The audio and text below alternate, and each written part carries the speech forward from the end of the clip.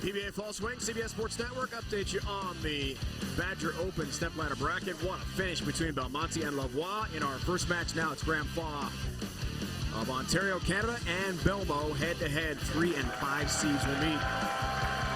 Rash and Malott await the winners.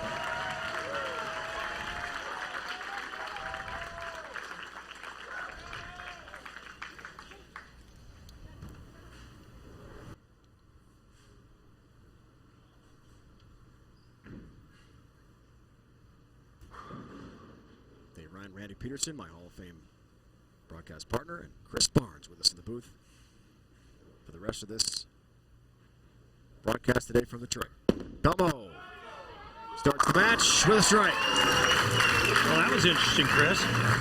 Yeah, it'll be really interesting to see if he does it on purpose or not. Obviously, he got that one up in the air, and I don't know if that was just a out of the break kind of a little. A loft there. That had to be 100% intentional. I would think so. Yeah. I mean, and that's the biggest issue between the arena side and the opposite side is how much earlier that the arena hooks. The surface is a little older on this side.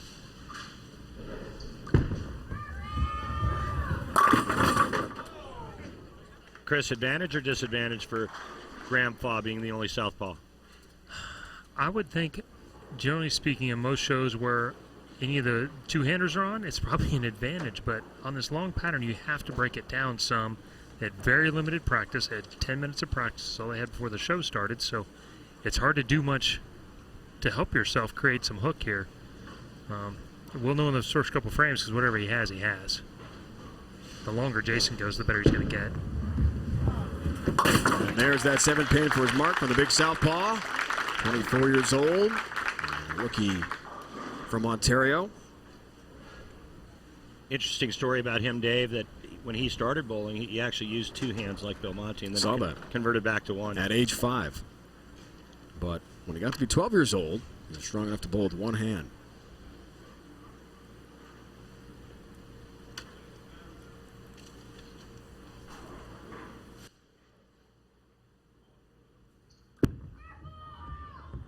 All 10 down for Graham.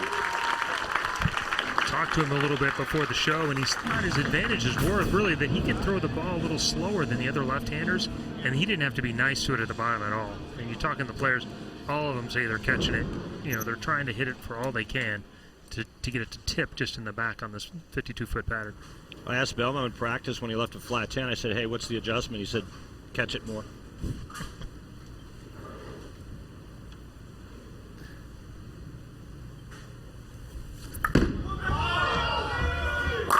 Good shot, all 10 down for Belmonte on that lane.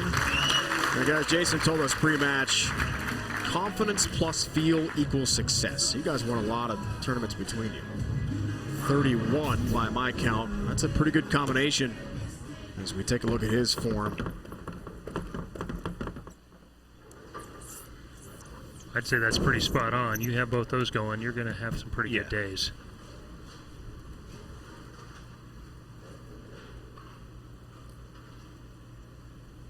See what he does in this lane now, guys.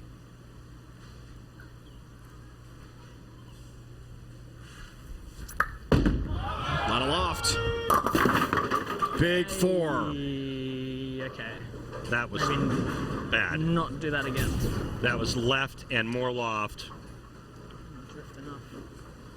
Yeah, he's obviously feeling that friction in the front on that left lane. Decided just to loft it on the left lane because he didn't do it on the right. Right. But that was well inside of target. But Chris, is that necessary? Why can't he just continue to move left? Is he afraid he's going to lose carry? I think he's afraid to lose carry. They're so tight down the lane. Once your angles get too far left, you lose your ability to get to the flat 10. Even for Jason. Now, will he actually? I don't know, but the perception is certainly what he's feeling is he doesn't want to go any further left right now. Lofting like that with no friction. I mean, obviously there's friction up front now because of the laydown area that the players started at, but lofting it like that with no friction to throw into. Interesting. Just saying. Back to Graham. And a 4-7. Same hit for Graham as for Belmonte, but the big difference is Graham Fall gets 8, Belmonte got 6-2. Breaking down splits on your bad shots has a lot to do sometimes with who wins and who loses. Oh my, absolutely. Guys on average, I think, make about 8 really good shots a game, and they're good games. Mm-hmm. And what happens on the other 2 have a lot to do. Sure. Or like Frankie's case, 2 of the good ones were ranked 10s on the same lane, which means you got 4 frames without a double.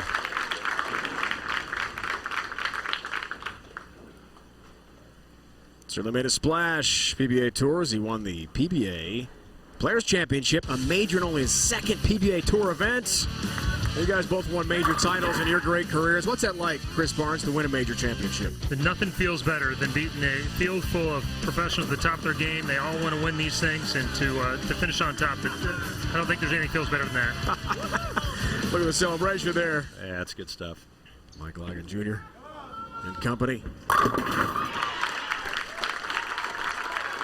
But obviously, Graham didn't use the shaving cream. Just saying.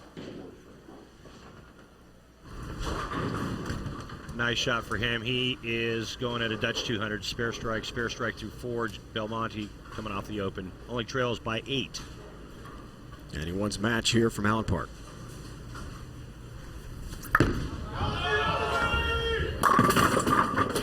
Good 9. Didn't like it, but It's well said. yeah, Some 9s are much better than others. good 9 is right. The ring 10s are brutal, feels brutal, but that one there had a chance to be another 6 count, and this lane's just a little bit better, I think, in general for most of the players. It's a little cleaner to it. He's not having as much trouble getting the ball hooked in the front, and makes a little better move in the back. There's a 4. Belmo last time out, of course, had that big 4. It's only been done once on TV. Big 4 split conversion. And Randy and I called that back in 2005. Norcross, Georgia, and the great Have a Ray Walter Rack. Thanks, Ray John. Williams Jr. Past champs, Russell O'Neill, Jake Peters, a new champion here today. How many times, Chris, have you made that big 4? Ever? Like twice, I think. Twice. Wow, is that tough? I've made it 43 times, Dave. 43 Yeah, times, Randy. 43 times I've made it. 43 times. PBA's Extra Frame, your home for exclusive live coverage of the PBA, PBA 50, and PWBA tours. Beginning Saturday, Extra Frame is streaming live from Sawgrass Lanes in Florida, where a PBA Tour title is on the line. Don't miss a minute of the action. Yearly, monthly, 3-day subscriptions are available. Click on the Extra Frame link at PBA.com today for more information. All right, Dave, so I embellished a bit. I didn't make it 43 times. I made it 0 times. 0 times. And that Okay, time, it's different than 43. And that time, Chris Belmonte goes away from the loft, moves in just a little bit more, and carries the Wally. Yeah. Do you feel like that left lane's been tighter in front of the head pin? It's been hard for the players to get the ball to go through it anyway, no matter what the length of the pattern is. And that may be why that was option 2 versus option 1. But with his power, it seems like just touch the one in front. Yeah, right. Here's a tap on the 7. Graham has never lost a TV match. Of course, the 2 wins en route to the PBA Players Championship in Columbus, Ohio. Little tomahawk 7 here. Ooh, Watch the legs get cut out from that 7 pin. Like it was trying to run from something. Just chop the leg right out from underneath it.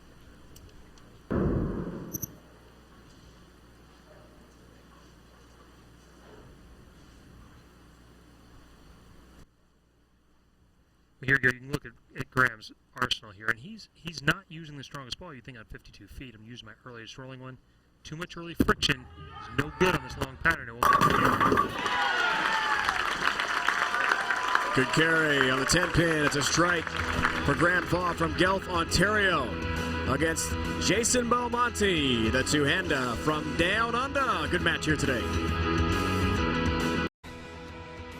Belmonte Fall head-to-head. Brett Spangler, Graham Falls, Tourette, speaking a moment ago about strategy. That's not hook lane? That's my guess. Yeah. If I have to go over top of it, I have to. Right. I don't think you're there yet. It's just, it's gotta get past it quick. I think I got to keep it slow. Right. Yeah, just think we're hitting their lines on this lane and not on this one. Okay. We're good. All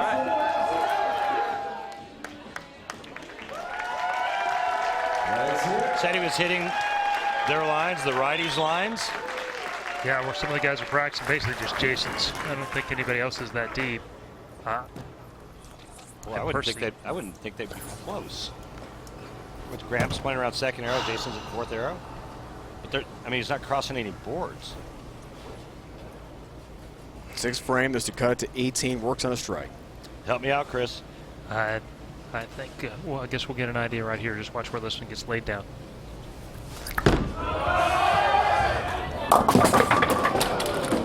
I got laid down a couple. Is it that far? Not a good guess.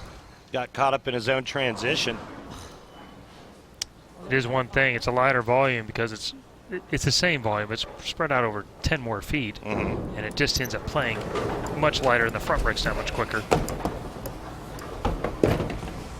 Things about the blue oil, you can see it break down. He's actually laying it down right around 25, which really Graham is laying it down right in that same spot. They're only crossing each other for 6 inches or so. But 4, 6, 7, It's close. 9, 10. Close. Only a 6-pin count. Ouch. That one hurts the score a little bit. Yeah, Yes, it does. 5-1's never good. yeah, honestly, where he's at, he's feeling like that big double before the break is big there because it forces him into trying to go for the slightly higher percentage to make. Well, he eked by the first match. He's going to need a small miracle to get by this one.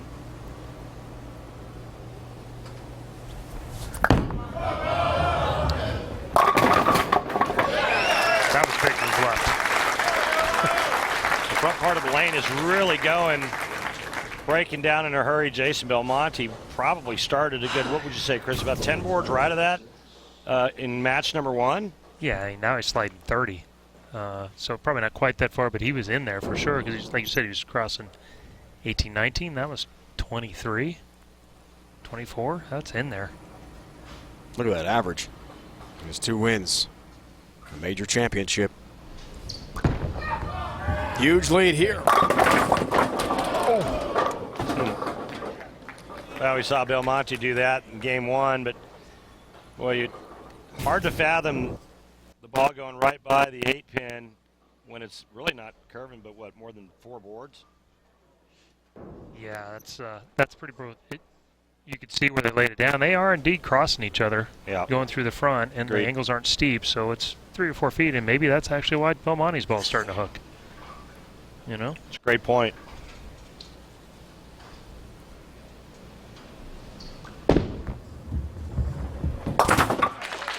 It's really so few shots, we don't really think about it happening that fast.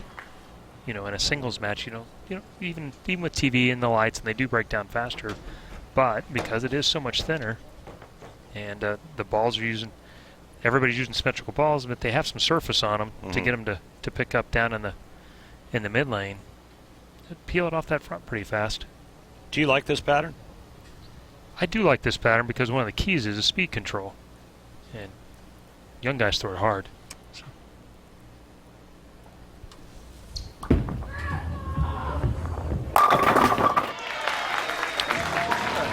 Really good shots right there.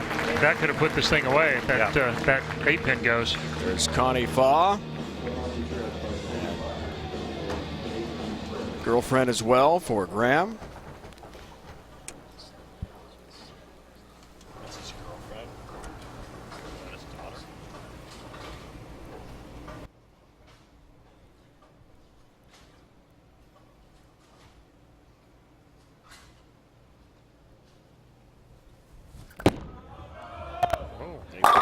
Huge hole for Belmo and across the deck, but no luck with number 10 that time. That's a pretty bold move right there. That's he moved about 10 or 11 boards right, went from a high RG ball down to a low RG ball, and with a little bit more shine on it, and kept it in front of him. Like you said, Rainey, it was desperation time. He has to have the last 6 to have any chance. Moved all the way right out to where Frankie was playing with that same exact bowling ball. really not a bad strategy. Frankie, in a lot of ways, pulled a really great game there. So. Yeah, he had nothing to lose. I mean, trailing by 45 and not going anywhere. Sean Rash, former PBA Player of the Year, awaits the winner as the 2 seed. Our top seed stepladder finals today is Wes Malott. 10 career titles.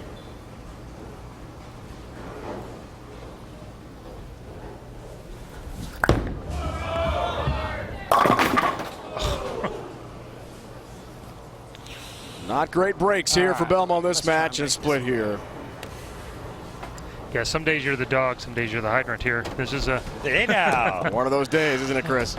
well, and really, I love the move because playing it safe, he gets a double somewhere, he loses by 30. What's we lose by 70 or lose by 30? Take a chance, give yourself a chance to, you know, even an outside chance to win. You want to take that. He's been a lot of shows. 4-9, no. It was close, Belmont, but couldn't convert.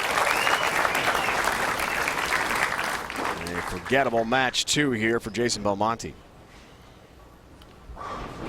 Well, and you guys have called all the previous pattern shows. Have you seen a lot of transition, a lot of breakdown as the match has gone on? We have. I mean, not so much in the front part of the lane now. You know, we had a lot of urethane go down the lane in the first show with Wolf, and so it's more down lane carry, not so much in the front. This looks like it's all up front.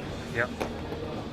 It is officially over now. Graham Faw, the 3 seed, will advance to take on Sean Rash, our 2 seed here in Allen Park, Michigan. Impressive for the 24-year-old, bidding for his 2nd career title. He'll climb the ladder. Sean Rash is next.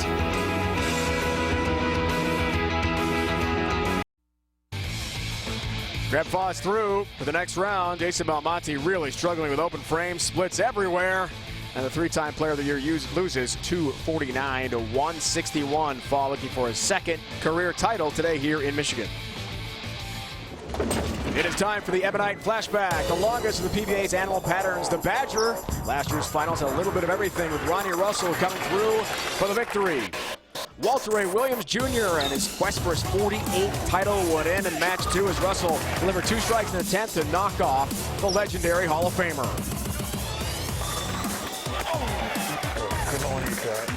The number 2 qualifier, Ronald Page, up next for Russell. And after Page opened in the 4th frame, Ronnie threw strikes in frames 5 through 9, walked away with a 244-193 victory to advance to the finals and take on the top qualifier, Dom Barrett of England.